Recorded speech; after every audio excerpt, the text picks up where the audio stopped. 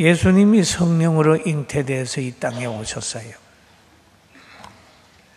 또 창세기에 보면 창조 후에 땅이 그냥 굉장히 혼돈스러웠을 때도 여호와의 영이 또 여호와의 신이 수면에 운행함으로 인하여 모든 것이 아름답게 된 일들이 있습니다.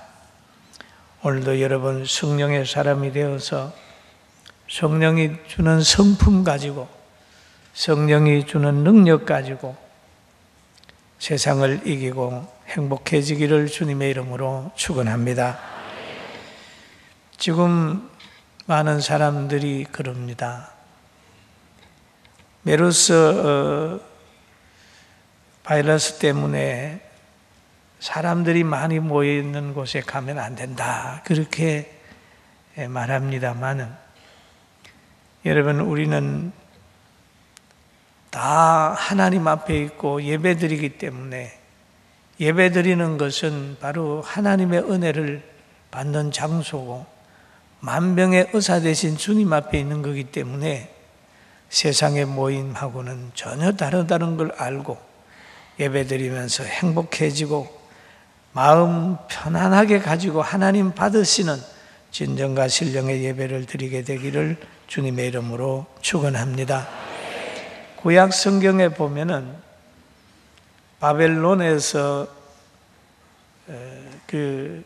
이스라엘의 포로로 잡혀온, 이스라엘에서 바벨론으로 포로로 잡혀온 다니엘과 세 친구들이 있습니다. 그들을 가만히 보면 그들이 거하는 환경이 굉장히 안 좋은 환경이에요. 신앙을 지키려고 하면 불못불에 들어가야 되는 거예요. 신앙을 지키려고 하면 사자굴에 들어가야 되는 겁니다. 그러나 환경에 지지 아니하고 신앙을 지키는 걸 우선했더니 하나님이 불못불에서 살아나오게 하고 사자굴에서도 살아나오게 했어요. 그런 것처럼 믿음 생활 잘하려고 하면 하나님이 보호한다는 사실 믿게 되길 주의 이름으로 축원합니다. 예수님은 만병의 의사입니다. 시각장애 있는 사람도 예수님에게 와서 고침을 받았고, 또 청각장애 있는 사람도 예수님에게 와서 고침을 받았고, 죽은 나사로도 살림을 입었었습니다. 우리는 전능하신 하나님을 믿으며 만병의 의사 되신 예수 그리스도를 따라가고 동행하고 있습니다. 이 넉넉함을 꼭 깨닫고 주 안에서 자유하게 되기를 주님의 이름으로 축원합니다. 그런데 이 땅에는 말세의 병이 와 있습니다. 말세의 병이 와 있습니다. 마태복음 24장에 보게 되면 너희가 사람의 미혹을 받지 않도록 주의해라. 하나님의 형상으로 지음받은 사람들이 미혹하는 대상이 되어버리고 말았다. 그리고 마태복음 24장 9절에서 12절 보게 되면 그때의 사람들이 너희를 환난에 넘겨주겠으며 너희를 죽이리니 너희가 내 이름 때문에 모든 민족에게 미움을 받는다. 그렇죠? 미운다. 많은 사람이 실족하게 되어 서로 잡아주고 서로 미워하겠으며 거짓 선지자가 많이 일어나 많은 사람을 미혹하겠으며 불법이 성함으로 많은 사람의 사랑이 식어지리라. 사랑이 식어지리라.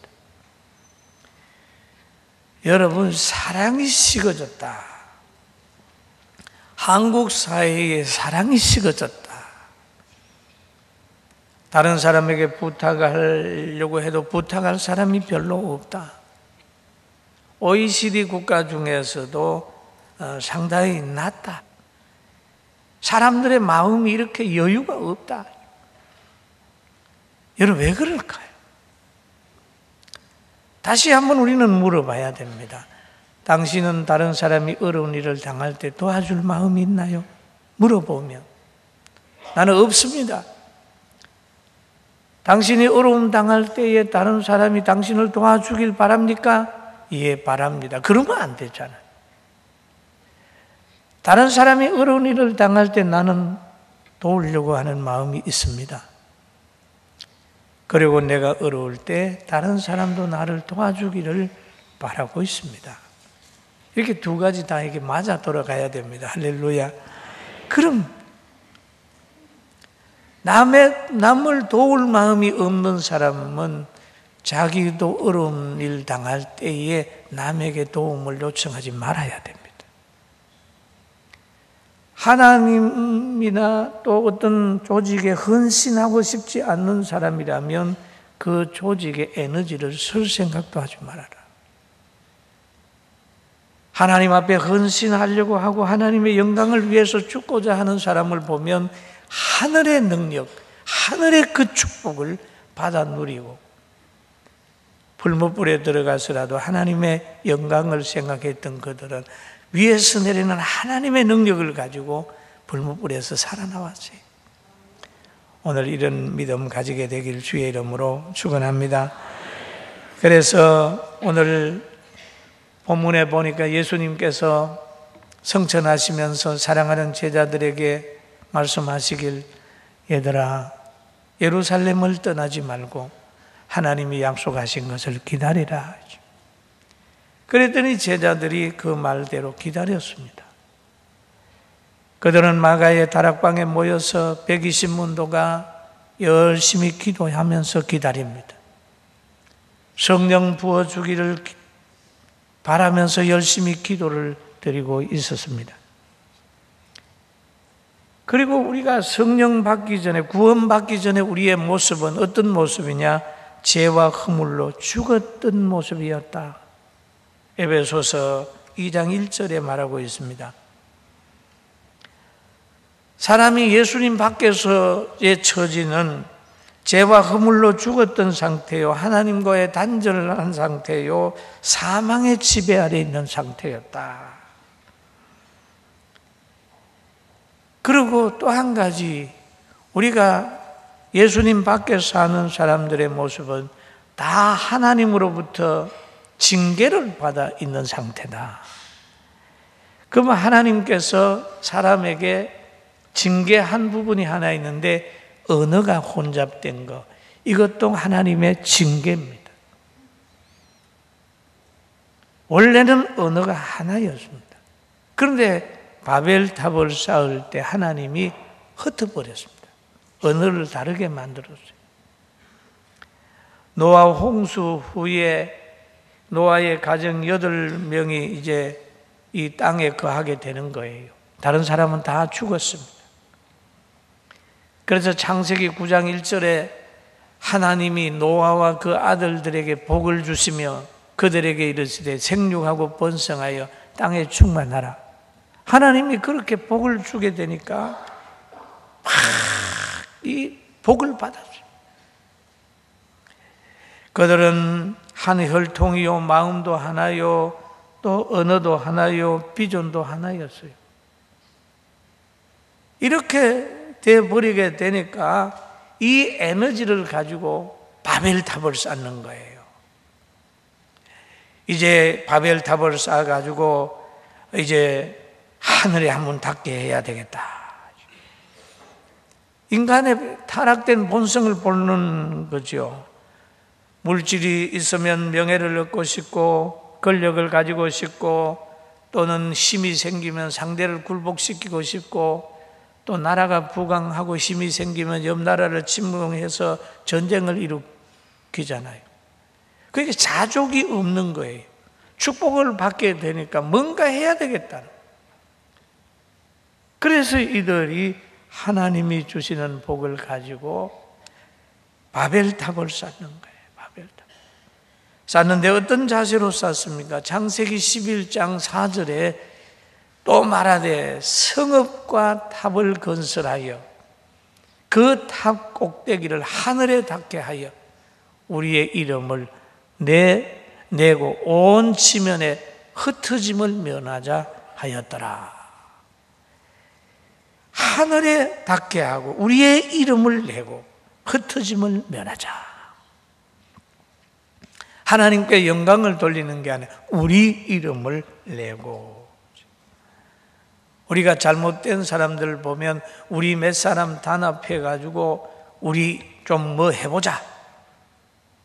잘못된 조직들이 사회도 만들어지고 교회도 만들어져서 그렇게 합니다. 그런 사람들 치고 하나님이 다 아는 조직이 없어요.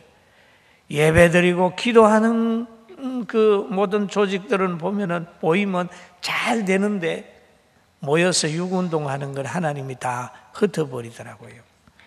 여러분, 우리 바벨탑 쌓지 말고 하나님 앞에 복 받으면서 삽시다. 영광 돌리면서 삽시다. 그래서 그 모습을 창세기 11장 7절 8절에 보니까 하나님이 보신 거예요. 자, 우리가 내려가서 거기서 그들의 언어를 혼잡하게 하여 그들이 서로 알아듣지 못하게 하자 하시고 그랬어요. 여호와께서 거기서 그들을 온 지면에 흩으셨으므로 그들이 그 도시를 건설하기를 거쳤더라. 하나님이 언어를 흩어져 놔버렸습니다. 그리고 지면에 그들을 흩어버렸어요. 마음의 장벽은 언어의 장벽이고 언어의 장벽은 마음의 장벽이에요. 서로 말이 안 통하는 거죠. 말이 안 통해요. 꿈도 서로 나눌 수 없고 사랑도 나눌 수 없고 깊은 대화도 못하는 거예요. 이게 뭐예요? 하나님이 바벨탑을 쌓는 노아 후손들에게 벌을 내리는 거예요. 그런데 우리도 다 그 가운데 있잖아요. 미국에 가도 불편하고 영국에 가도 불편하고 중국에 가도 일본에 가도 말이 안 통해서 참 불편해요. 그런데 이 모든 것들이 오순절에 한번 탁 열립니다. 오순절에 그들이 성령의 충만함을 받고 성령의 말하게 하심을 따라 다른 언어로 말하기를 시작하니라. 성령이 말하게 하심을 따라 다른 언어로 말하기를 시작한 거예요. 그럼 다른 언어는 어떤 언어입니까? 그 천하 각국에서 이스라엘에 예루살렘 다 모여 있었어요. 왔는데 거기에서 오순절의 역사가 나타나게 되니까 천하 각국에서 모여온 사람들이 자기 나라 언어로 다 신령한 세계를 듣게 되는 거죠. 사도행전 2장 5절부터 쭉 나오는 말입니다. 우리가 한번 같이 봅니다. 그때에 경건한 유대인들이 천하 각국으로부터 예루살렘에 머물러 있더니 이 소리가 나매 큰 무리가 모여 각각 자기의 방언으로 제자들의 말하는 것을 듣고 소동하여 다 신기하게 여겨 이르되 보라, 이 말하는 사람들이 다 갈릴리 사람들이 아니냐. 우리가 우리의 각 사람의 난 그 방언으로 듣게 되는 것이 어찌 됨이냐. 그렇죠. 지금 오순절의 역사는 120명의 역사에 끝나는 것이 아니라 그들로 통하여 천하 각국에 다 복음이 전하되는 거예요. 이들이 오순절의 역사를 보고 내려가서 자기 동네, 자기 나라에 가서 다 이제 복음에 받을 준비를 하는 거죠. 여러분, 바울 사도가 1, 2, 3차 전도 여행을 통해서만 여러 곳에 가서 복음을 전한 것이 아니라 이미 오순절 성령이 역사할 그때에 천하 각국에 복음이 전파됐다는 거 기억하게 되기를 주의 이름으로 축원합니다. 그래서 그들은 그럽니다. 깜짝 놀라는 거예요. 야, 갈릴리 사람들이 성령 받아서 우리에게 지금 하나님의 말씀을 전하는구나 하고 그들은 놀랐어요. 그래서 거기에 모여 온 사람들이 얼마나 많으냐 하면 사도행전 2장 9절에서 11절 보면 우리가 바데인가 메데인가 엘람인가 메소포디아 유대와 갑바도기아 본도와 아세야 부르기아와 밤빌리아와 애굽과 및 구레네에 가까운 리비아 여러 지방에 사는 사람들과 로마로부터 온 나그네 곧 유대인과 유대 교회에 들어온 사람들과 그레데인과 아라비아인들이라. 그럼 한 번에 많은 사람들에게 복음이 전파되니까 이들이 퍼져가게 되면 지역마다 가가지고 이제 교회를 세우게 되고 하나님의 나라를 믿게 되는 거예요. 할렐루야. 그래야 되면 이들이 바로 교회 가면은 교회를 세우게 되고 복음을 받을 준비를 안 하겠습니까? 그래서 바울이 복음을 전하기 위해서 1, 2, 3차 전도 여행을 가면 이미 기초가 거기에 돼 있는 것으로 그렇게 볼 수가 있는 거예요. 우리는 이 과정을 보면서 오순절에는 120문도뿐만 아니라 천하 각국에 복음을 전할 수 있는 여건을 마련하는 위대한 시간이라는 거 기억하면서 하나님께 영광을 돌립시다. 할렐루야. 성령을 받으면 어떻게 되느냐? 그리스도를 주시라 할 수 있다. 고린도전서 12장 3절에 보니까 하나님의 영으로 말하는 자는 누구든지 예수를 저주할 자라 하지 아니하고 또 성령으로 아니하고는 누구든지 예수를 주시라 할 수 없느니라. 성령으로 하면 예수님을 주시라고 한다. 그러나 성령의 역사로 예수 믿는 사람은 심령에 매여 예수님을 믿기 때문에 환경을 이기면서 신앙생활 하는 겁니다. 할렐루야. 그리고 이 성령의 역사 속에는 성품도 있지만 은사도 있어요. 어떤 은사가 있느냐 하면 여기에 고린도전서 12장 8절에서 9절 보면 어떤 사람에게는 성령으로 말미암아 지혜의 말씀을, 어떤 사람에게는 같은 성령을 따라 지식의 말씀을, 다른 이들에게는 같은 성령으로 믿음을, 어떤 사람에게는 한 성령으로 병 고치는 은사를 이렇게 얘기를 합니다. 성령에는 이런 은사가, 지혜의 은사, 지식의 은사, 믿음의 은사, 병 고치는 은사가 있어요. 또 성령의 역사 속에는 분별의 역사가 있습니다. 죄에 대하여, 의에 대하여, 심판에 대하여 또 알려주는 거예요. 또 성령의 역사가 임하게 되면 내적인 사람, 속 사람이 아주 강해지는 겁니다. 에베소서 3장 16절에 보니까 그의 영광의 풍성함을 따라 그의 성령으로 말미암아 너희 속 사람으로 능력으로 강건하게 하시오며, 강건하게 한다 그랬어요. 우리가 이런 거 있어요. 바벨론의 포로로 잡혀가서 느부갓네살 왕이 자기 금신상을 만들어 놓고 다니엘의 세 친구를 불러가지고 야 절해라 그랬어요. 그 사람뿐만 아니라 전체 많은 사람들이 다 절을 하는데 그들만 절을 안 한단 말이에요. 그러니까 어떻게 하겠어요? 큰일 났잖아요. 왕은 그들을 사랑했는데 그 환경이 일어나게 되니까 다니엘서 3장 11절에 누구든지 엎드려 절하지 아니하는 자는 맹렬히 타는 풀무 가운데 던져 넣음을 당하리라 하지 아니하였습니까? 그렇게 이제 왕에게 막 질문을 하는 거예요. 왜냐하면 다니엘과 사드락과 메삭 아벳노고의 정치적 적이 있었단 말이에요. 왕이여 이런 법이 있는데 그들을 집어넣어야 되지 않습니까? 그렇게 말했어요.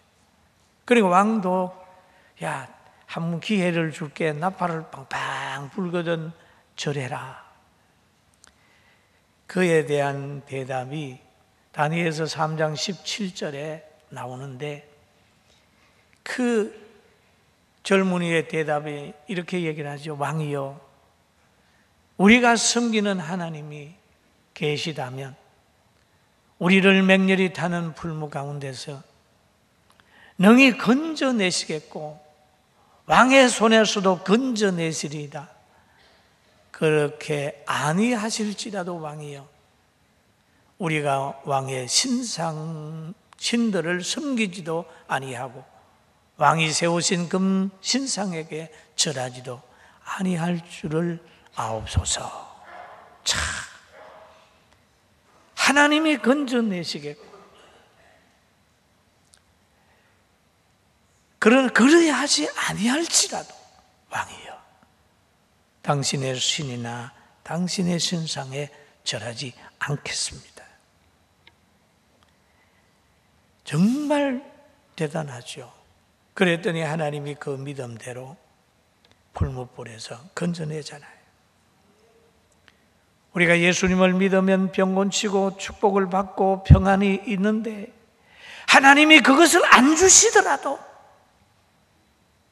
실패하는 사람처럼 보여진다 할지라도 저는 주님을 따르겠습니다 라고 하는 믿음을 가지고 나아가면 신앙에 해이가 안 옵니다. 믿습니까? 믿습니까? 성령이 오시면 능력이 오게 되고, 성령이 오시면 죄에 대하여, 의에 대하여, 심판에 대하여 분별력이 생깁니다. 또 성령이 오시면 칭찬도 따르지만은 조롱받는 일도 있습니다. 오순절 날에 베드로가 설교를 했어요. 그 설교하면서 베드로 사도는 요엘서 2장 28절을 인용을 합니다. 인용을 하는 인용구가 바로 사도행전 2장 17절의 말씀인데, 하나님이 말씀하시기를 말세에 내가 내 영으로 모든 육체에게 부어주리니 너희 자녀들은 예언할 것이요 너희 젊은이들은 환상을 보고 너희 늙은 이들은 꿈을 꾸리라 그랬어요. 그것이 지금 오순절에 이루어지는 거예요. 약속이, 하나님의 약속이 성취되는 겁니다. 그러니까 이 광경을 보던 사람들이 다 놀라 당황하여 서로 이르되 이 어찌된 일이냐, 이렇게 해요. 어찌된 일이냐. 당황한 이들,